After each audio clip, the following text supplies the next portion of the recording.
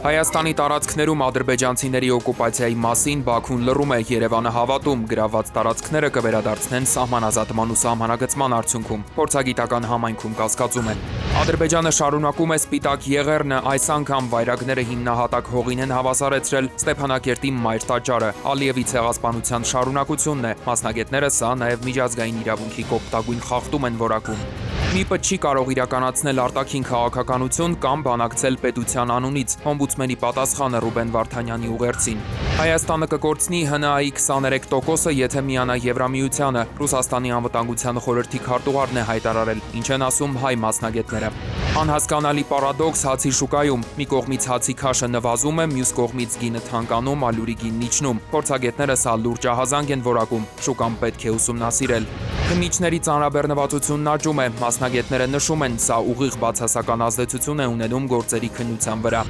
Ծրագիր կա, բայց քաղցկեղ ունեցողներին անհապաղ անհրաժեշտ դեղամիջոցը առողջապահության նախարարությունը անվճար չի տրամադրել մի պահազանգը։ Թուրքիայում այս տարի եւս արգելել են հայոց ցեղասպանության հիշատակի միջոցառումներ անցկացնել, Ստամբուլի նահանգապետարանը թույլտվություն չի տրամադրել։ Եվ անհասկանալի իրավիճակ Բյուրեղավանում, բնակիչներն արդեն մի քանի օր է դիմում են շտապօգնության միևնույն գանգատներով, պատասխանատուները խնդրից տեղյակ են։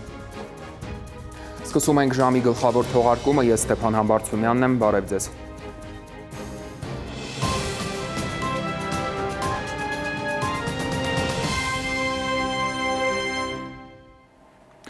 Եվ այսպես, մեր երկրի տարածքների օկուպացիայի մասին Բաքուն լռում է, ոչ մի խոսք նաև բանակցություններով դրանց վերադարձի մասին։ Պաշտոնական Երևանը սակայն հավատում է, որ գրաված տարածքները կվերադարձնեն դելիմիտացիայի ու դեմարկացիայի արդյունքում, իսկ փորձագիտական համայնքը նկատում է, դժվար թե պատմության մեջ գտնվի մի դեպք, երբ թշնամին Հայաստանից զավթած տարածքները վերադարձրել է առանց որևէ պայմանի։ Դե իսկ սահմանազատման ու սահմանագծման մասին հայտարարություններին զուգահեռ Բաքվի բռնակալը Հայաստանից զավթած դիրքերում արմատներ է գցում, ամրաշինական աշխատանքներ կատարում, զորամասեր կառուցում։ Հայաստանի տարածքում ադրբեջանական զորքերի մխրճման ու օկուպացիայի մասին Ադրբեջանի իշխանությունները ընդհանրապես չեն խոսում եւ չեն էլ խոսելու։ Որևէ խոսք չկա նաեւ բանակցության արդյունքում դրանք վերադարձնելու մասին։ Ալիևը միլիոնավոր դոլարների գումարներ է ներդնում Հայաստանից օկուպացված տարածքներում ամրաշինական աշխատանքների եւ ենթակառուցվածքների զարգացման վրա։ Եվ չպետք է հավատալ, որ հսկայական գումարներ ծախսելուց հետո ապագայում տարածքները կվերադարձվեն Հայաստանին։ Եվ այսօր այո, իրանք ամրակայում են իրանք դիրքերը, կառուցում են նոր դիրքեր, որոնք որ բնականաբար վերադարձնելու ոչ մի ցանկություն կամ նպատակ չունեն։ 1896 թվականին այս թվականից իմ պապերն է ստեղ ապրել են։ Ես տեղից դուրս կարամ գնամ։ Ադրբեջանի տիրապետության տակ գտնվող անօրինական պահվող հայկական հողերի մասին շատ խոսել, անդրադառնալ չսիրող իշխանությունը երբեմն հայտնում է, թե դրանց վերադարձը լինելու է դիվանագիտական ճանապարհով, առանց պատերազմի, սահմանագծման, սահմանազատման արդյունքում։ Այսօր էլ ենք խոսում Հայաստանի շուրջ 200 կիլոմետր, քառակուսի կիլոմետր օկուպացված տարածքների մասին։ Բայց նաև գիտենք արդեն ասի դե յուրե իրավական պարտադիր ուժ ունեցող փաստաթղթով մենք արձանագրել ենք, որ այդ հարցը կլուծվի սահմանազատման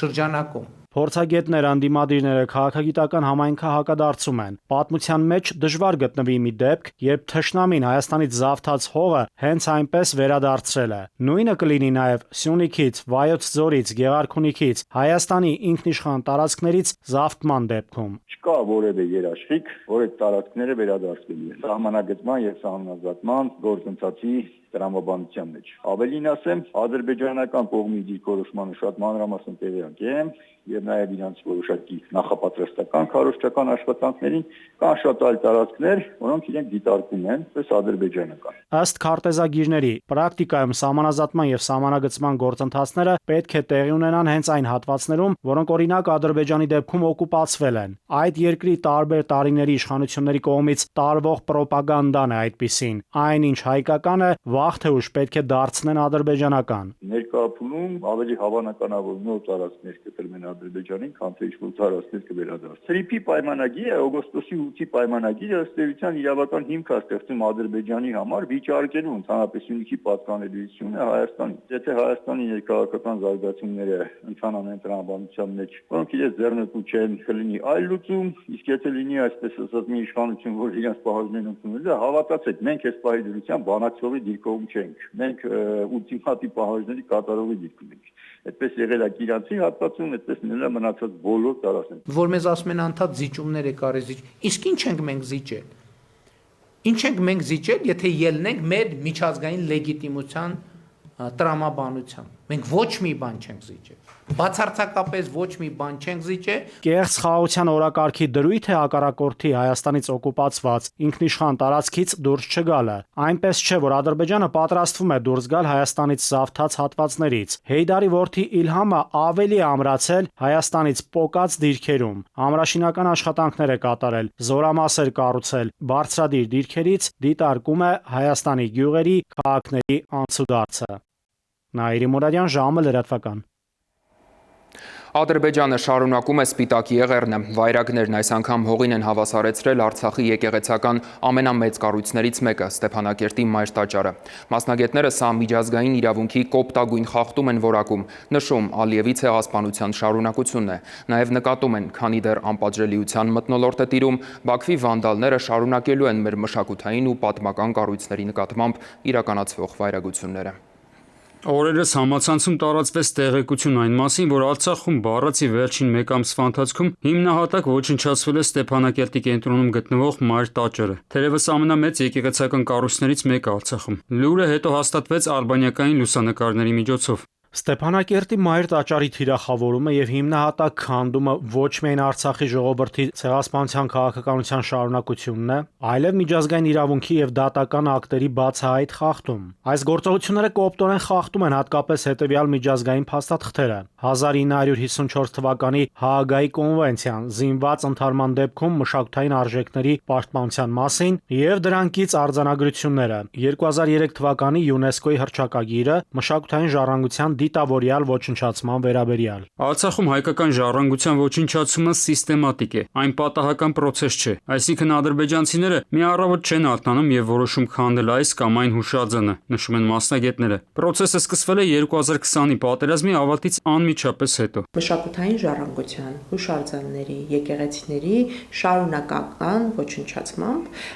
ինչը եւ 20 թվականի պատերազմի ընթացքում է եղել եւ 20 թվականից հետո առանձին դրվագներով մենք տեսնում ենք։ Սա ինչի համար է արվում, որպեսզի ամբողջությամբ այդ պատմության էջը փակվի, որևէ ապացույց չմնա, որը ցույց կտա հայերի եւ հայկականության հետ այդ հողի վրա։ Պատմական, հոգեվոր եւ մշակութային խոշոր օբյեկտների ոչնչացումը Արցախում որպես կանոն հայտնաբերում են սովորական քաղաքացիները։ Պրոցեսը ավտոմատացված ռելսերի վրա դրված չէ։ Այսինքն, եթե չլինեն ակտիվ քաղաքացիները, այս ավերածությունների մասին որևէ մեկը չի ելիմանա։ Ընդհանուր ցանկը արվել է եւ մասնավոր ոլորտի ՀԿ-ների կողմից է ցանկ, ուղղակի պիտի որոշակի մեխանիզմերի գործադրմամբ դա կլինի նաեւ մասնավոր թե պետությունը ինքը պիտի կատարի որոշակի պարբերականությամբ արբանյակային գործիքակազմերի կիրառմամբ ստուգվի այս կամ այն կոթողը եկեղեցին տեղում մնում է թե չէ։ Ենթադրվում է, որ պետք է լինեին միջազգային տարատեսակ զսպող գործիքներ, որոնք կխոչընդոտեին Բաքվի ռեժիմի բարբարոս քաղաքականությունը։ Այս պահին նման նախաձեռնությամբ կարող է հանդես գալ Հայաստանի կառավարությունը, բայց խաղաղության օրակարգի շրջանակում կարծես հեռու է մնում այս խնդրից։ Անհապաղ դիմել Արդարադատության միջազգային դատարան գործող միջպետական գանգատի շրջանակներում նոր միջանկյալ միջոցներ կիրառելու պահանջով, հիմնվելով Ստեփանակերտի Մայր տաճարի եւ Սուրբ Հակոբ եկեղեցու ոչնչացման թարմ ու ապացուցված փաստերի վրա։ ՄԱԿ-ի անվտանգության խորհրդում եւ ՅՈՒՆԵՍԿՕ-ում բարձրացնել Ադրբեջանի նկատմամբ պատժամիջոցներ կիրառելու հարցը որպես Արդարադատության միջազգային դատարանի հրամանների պարբերական եւ կոպիտ խախտող պետություն։ Արցախի հոգեվոր մշակութային ժառանգության անձեռնմխելիությունը դարձնել Ադրբեջանի հետ բանակցային գործընթացի անկյունաքարային նախապայման եւ այն ներառել միջնորդ ԱՄՆ-ի հետ երկխոսության օրակարգում։ Խաղաղության պայմանագրի շրջանակներում ցավոք սրտի մեր կառավարությունը որոշել է այդ դատական process-ներից հետ կանգնել, բայց այդ դատական process-ների շրջանակներում քնում են նաեւ նման կարևորագույն հարցեր մշակութային ժառանգության պաշտպանության հետ կապված եւ ամենակարևորը մենք ունենք մի դատական process Արդարադատության միջազգային դատարանում, որը այդ խտրականության հենքով պրոցեսներին է ուղղված։ Ադրբեջանական կողմից մշակութային եւ պատմական օբյեկտների նկատմամբ վարելագությունները շարունակվելու են, կարծում են մասնագետները։ Պատճառը անպատժելիության մթնոլորտն է, ինչից այս պահին մեր հարևանները տեղին օգտվում են։ Արմեն Աթալյան, ժամը լրատվական։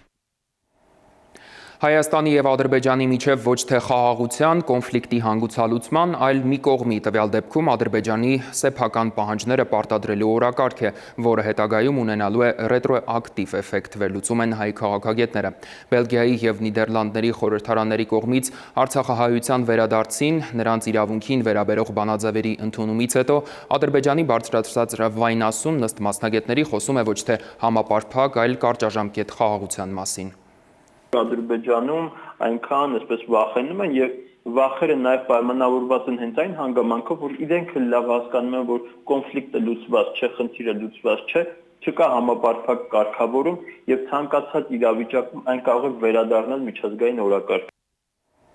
Մարդու իրավունքների պաշտպանի մանդատն ու լիազորությունները տարածվում են միայն Հայաստանի Հանրապետության տարածքում իրականացվող գործընթացների վրա։ Հայաստանի ՄԻԲ գրասենյակը արձագանքել է Ռուբեն Վարդանյանի 3 հրապարակած ուղերձին, որում Արցախի նախկին պետնախարարը խնդրել է օմբուդսմենին դիտարկել Բաքու այցի հնարավորությունը։ Պատասխանում նշված է, որ ՄԻՊ-ը չի կարող իրականացնել արտաքին քաղաքականություն կամ բանակցել պետության անունից։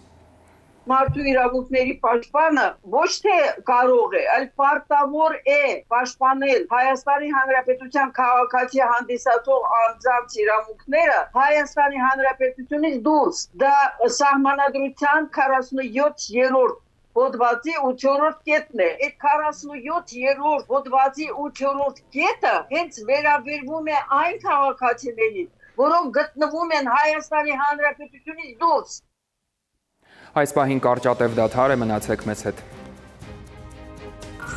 ՄԻՊ-ը չի կարող իրականացնել արտաքին քաղաքականություն կամ բանակցել պետության անունից։ Օմբուդսմենի պատասխանը Ռուբեն Վարդանյանի ուղերձին։ Հայաստանը կկորցնի ՀՆԱ-ի 23%-ը, եթե միանա Եվրամիությանը, Ռուսաստանի անվտանգության խորհրդի քարտուղարն է հայտարարել, ինչ են ասում հայ մասնագետները։ Անհասկանալի պարադոքս հացի շուկայում։ Մի կողմից հացի քաշը նվազում է, մյուս կողմից գինը թանկանում, ալյուրի գինն իջնում։ Փորձագետները սա լուրջ ահազանգ են որակում, շուկան պետք է ուսումնասիրել։ Քննիչների ծանրաբեռնվածությունն աճում է, մասնագետները նշում են, սա ուղիղ բացասական ազդեցություն է ունենում գործերի քննության վրա։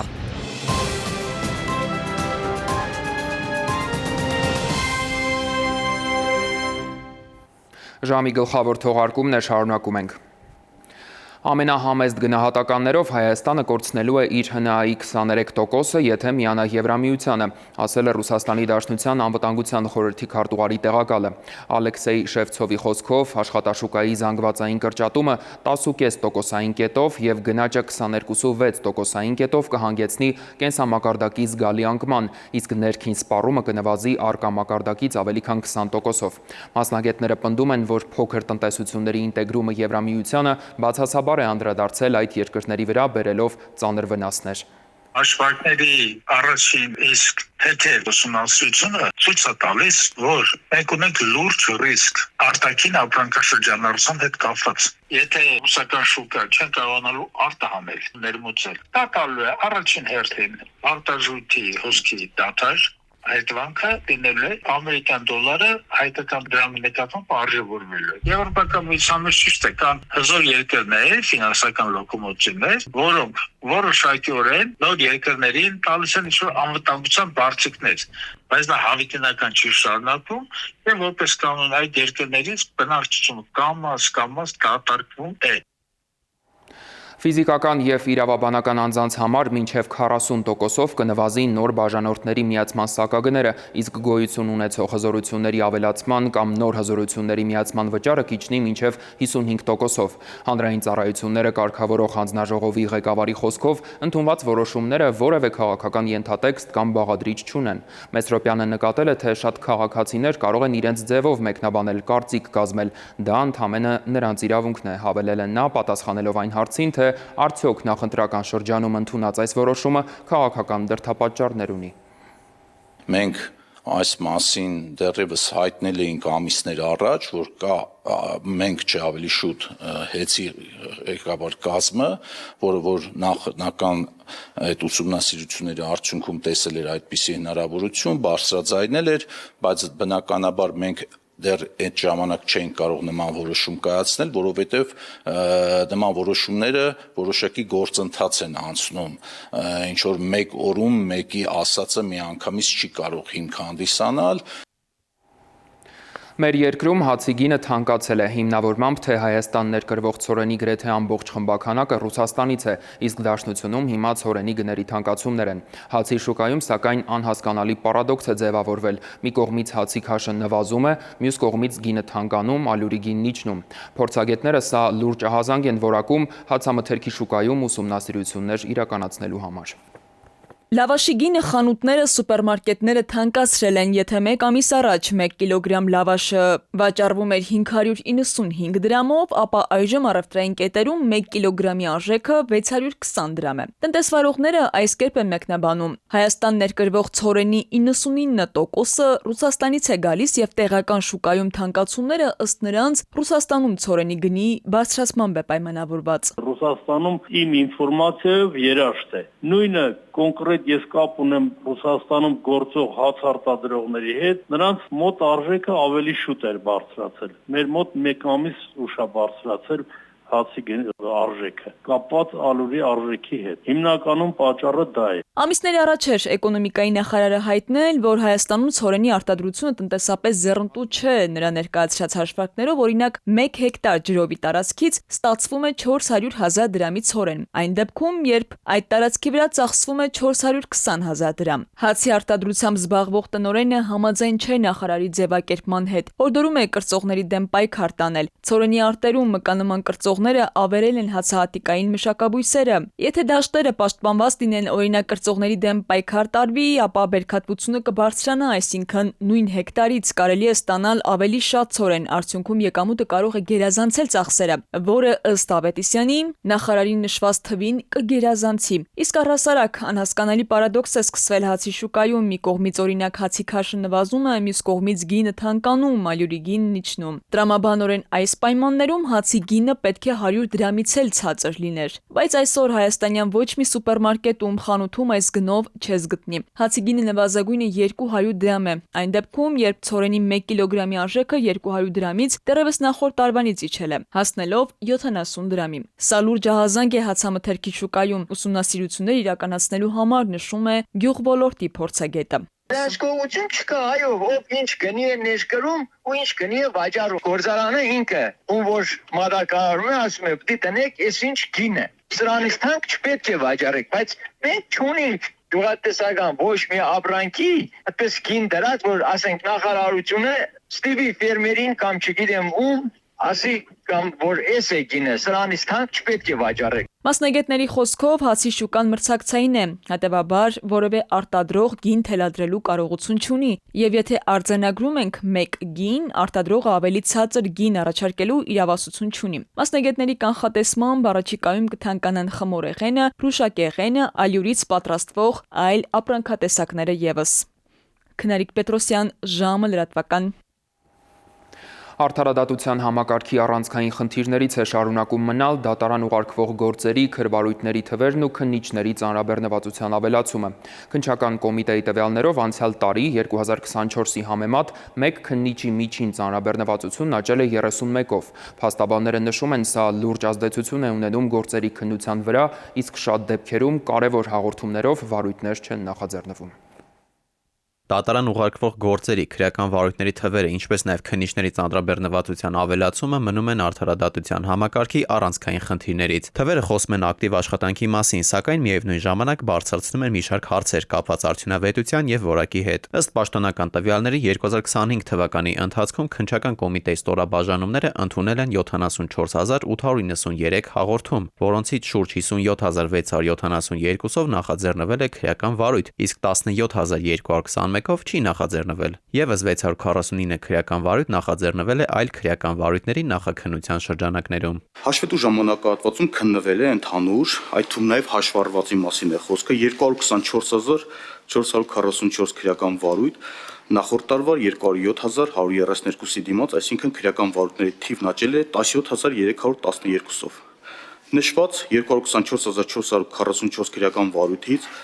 157.367-ը փոխանցվել է 2024 թվականից։ Կոմիտեի մարմինների կողմից նախաձեռնվել է 58.321 քրեական վարույթ։ Առանց նախորդ տարիներին հաշվառված եւ կոմիտեի ստորաբաժանումների միջև ուղարկված քրեական վարույթների 2025 թվականի ընթացքում քննվել է 90.931 քրեական վարույթ նախորդ տարվա նույն ժամանակահատվածի 85.341-ի դիմաց։ 90.931 քրեական վարույթից լուծվել է 69.694-ը։ Վարույթի աճին զուգընթաց աճել է նաեւ քննիչների միջին ծանրաբեռնվածությունը։ 2025 թվականի 1 քննիչի միջին ծանրաբեռնվածությունը կազմել է 350 քրեական վարույթ 2024 թվականի 319-ի դիմաց։ Փաստաբանները, սակայն, քննիչների ծանրաբեռնվածության ցուցանիշը մտահոգիչ չեն համարում, քանի որ դրանով կարող է գործի վրա կենտրոնանալու եւ արդյունավետ քննություն իրականացնելու խնդիրներ առաջանան։ Նկատում են, որ ապարատը կարիք ունի նոր ռեսուրսների։ Չկա հստակ տարանջատում այդ 350 վարույթից մոտավոր քանիսն են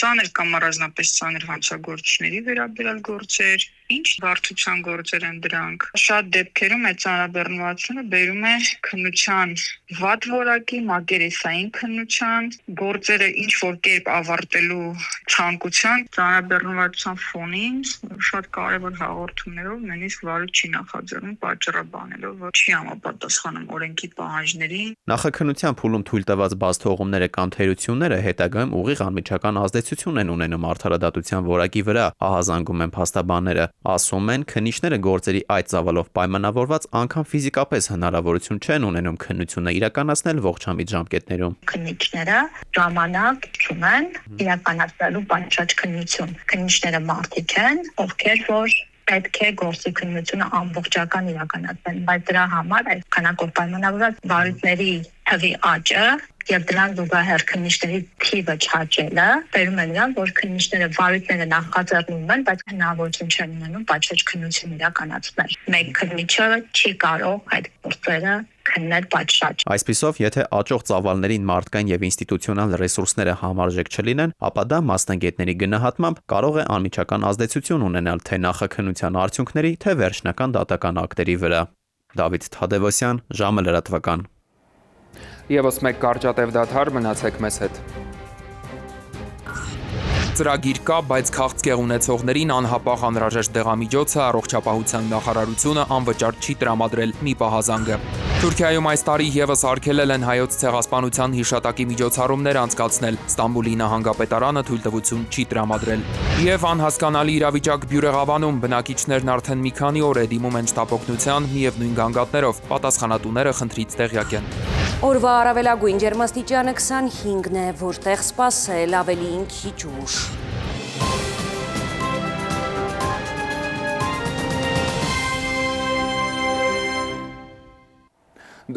Դուք դիտում եք ժամի գլխավոր թողարկումը, շարունակենք։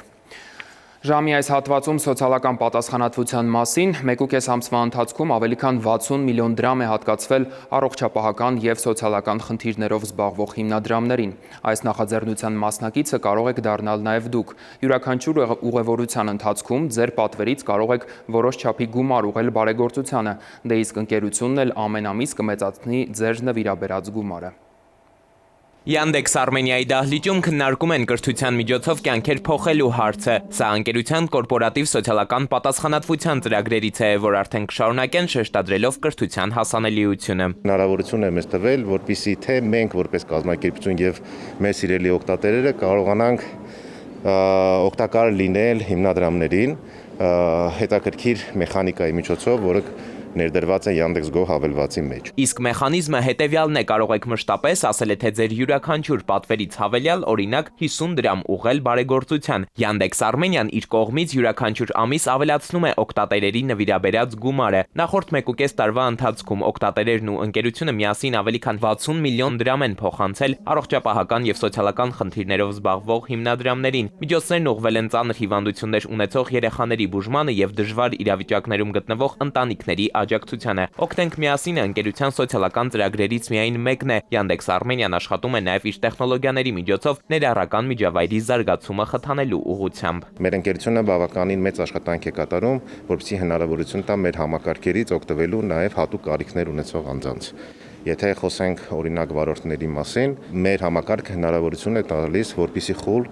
կամ լսողության խնդիրներ ունեցող վարորդները կատարեն նույնպես ուղևորափոխադրումներ, համակարգը հատուկ հարմարացված է իրենց համար, իսկ ինչ վերաբերվում է ուղևորներին, ապա ուղևորների հատվածում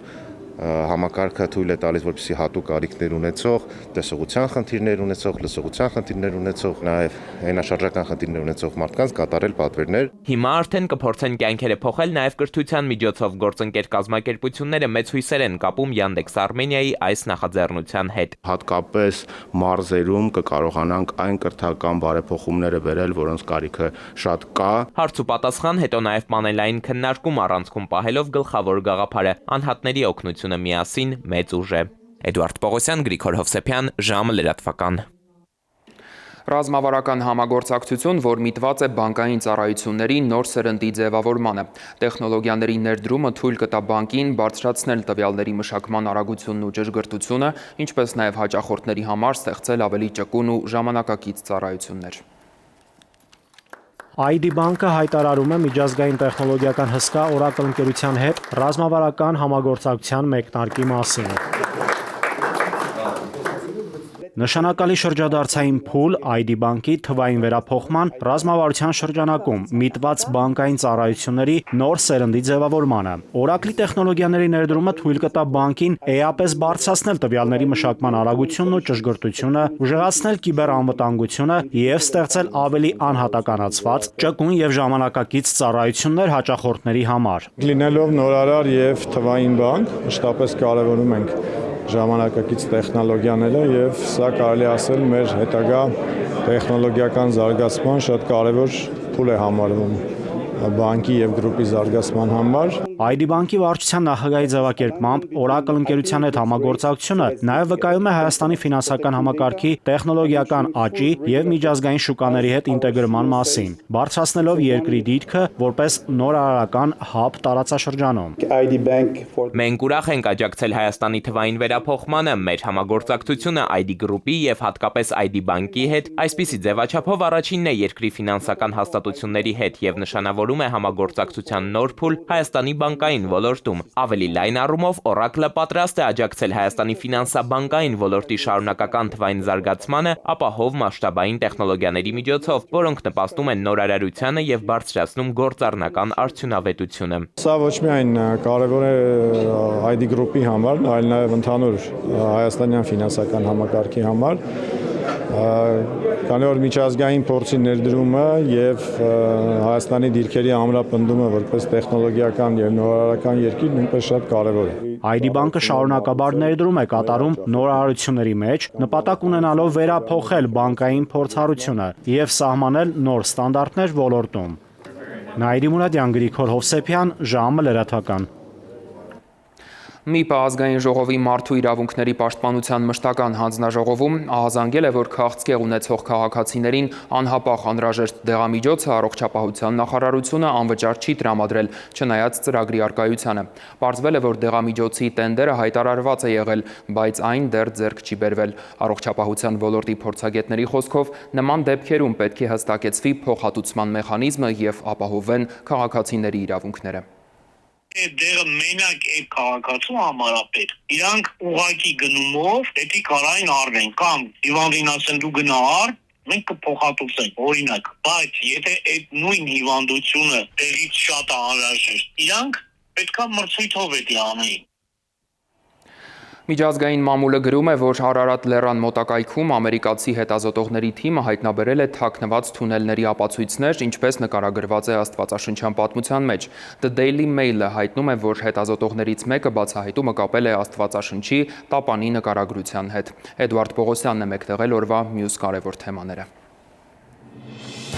Թուրքիայում այս տարի եւս արգելում են հայոց ցեղասպանության հիշատակի միջոցառումներ կազմակերպել եւ անցկացնել։ Թուրքիայում գործող հայկական լրատվամիջոցները գրում են, որ ապրիլի 24-ի հիշատակի հարթակը, որը նախորդ տարիներին 1915 թվականի ոչրագործության տարելիցի կապակցությամբ Թաքսիմում, Թունելիում եւ Շիշհանեում հիշատակի միջոցառումներ էր կազմակերպել, դիմել է Ստամբուլի նահանգապետարան նույն օրը տեղի ժամանակով 19-ին Քադքյոյի Սուրեյա օպերայի շենքի առջև հիշատակի հավաք անցկացնելու համար։ Նահանգապետարանը սակայն ինչպես նախորդ 4 տարիներին, այնպես էլ այս տարի մերժել է թույլտվություն տրամադրել։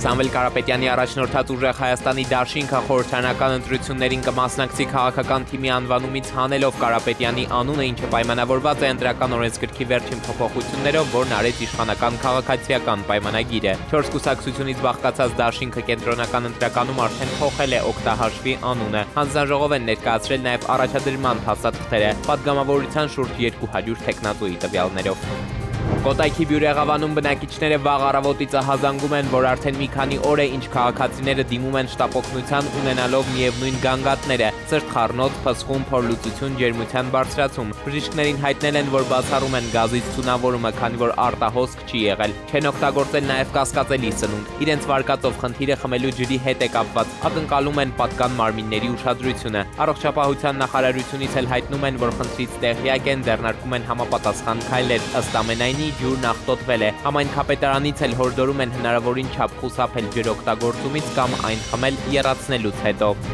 Երևանի ավտոբուսի վարորդին դանակահարած քաղաքացում իրավապահները հայտնաբերել են, ներքին գործերի գերատեսչությունից են հայտնում։ Մարմնական վնասվածք պատճառելու կասկածանքով ոստիկանները ձերբակալել են 55-ամյա տղամարդու, նրան ներկայացրել են նախաքննական մարմին։ Հիշեցնենք, ապրիլի 20-ի երեկոյան Երևանում վեճ էր ծագել ուղևորի եւ համար 8 երթուղին սպասարկող ավտոբուսի վարորդի միջև։ Նախնական տվյալներով դանակով հարվածող ուղևորը եղել է ոչ սթափ վիճակում։ Էդվարդ Պողոսյան, Ժամ լրատվական։ Եվ եղանակի մասին կներկայացնի Լիլի Հովերը։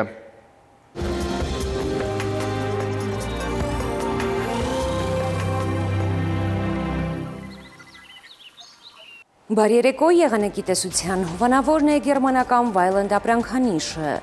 իր որակյալ եւ գերխնայող գազի կաթսաներով։ Դրանք պաշտոնապես ներկայացված են էքստերիեր խանութ սրահներում։ Վայլենդ ձեր բնակարանի կայուն եղանակը, մեթեոաշխարհ նախ Հայաստան։ Մեր երկրի մեծ մասում նոր օրը կանցնի փոփոխական երկնքով։ Տեղումներ սպասվում են առավելապես հյուսիսային գոտիներում։ Ջերմաստիճանը առաջիկա օրերին կբարձրանա եւս 4-ից։ Վաղը ցերեկը Շիրակում, Կոտայքում, Գեղարքունիքում, Արագածոտնի եւ Վայոց-Ձորի լեռնային գոտիներում կդիտվի 10-ից 16 աստիճան։ Վայոց-Ձորի եւ Արագածոտնի նախալեռներում սպասվում է 18-ից 21, Լոռիում 16-ից 19, Տավուշում 18-ից 22 աստիճան, Արարատում, Արմավիրում կդիտվի 20-ից 23, Սյունիքի հովտային գոտիներում սպասվում է 20-ից 25, Սյունիքի նախալեռներում 18-ից 20 աստիճան։ Երևանում օրը կանցնի տեղումներով։ Այս գիշեր սպասվում է 6-ից 8, ցերեկը 18-ից 21, երեկոյան 13-ից 15 աստիճան։ Եվ վերջում տեղեկացնեմ, որ մեր այս թողարկումից հետո Արմենիայի եթերում ընտրության ժամն է։ Այսօրվա հյուրը Ազգային ժողովի Հայաստան խմբակցության պատգամավոր Արթուր Խաչատրյանն է։ Այսքանը ժամի գլխավոր թողարկումն էր, շնորհակալություն, որ մեզ հետ էիք, հաճելի երեկո։